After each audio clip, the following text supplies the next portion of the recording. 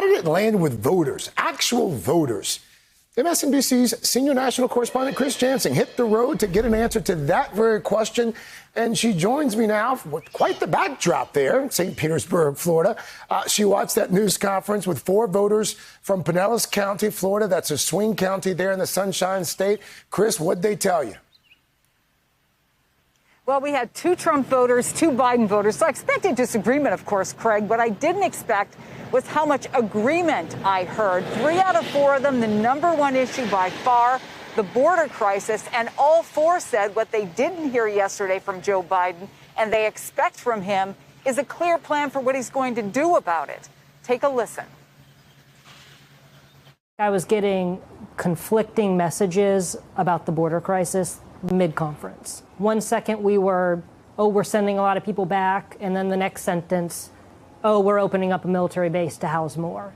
I want to see what's going on in there. What do you want to know? Well, I want to know what the conditions are, how many children are in particular facilities.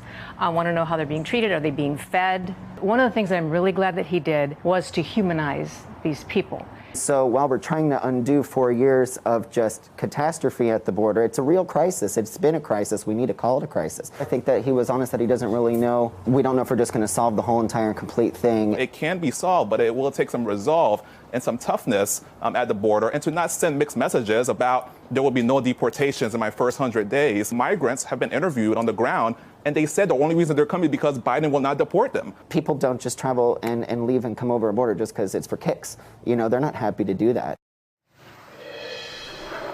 One more point of agreement to point out. Kristen Welker asked that great question yesterday about access to those border facilities housing unaccompanied minors.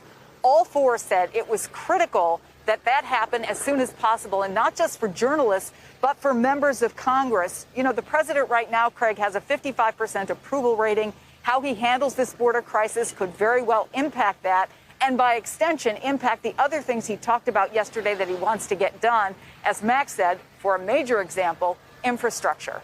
Craig? Chris Jansing, St. Petersburg there. Chris, that was fascinating. Thank you so much.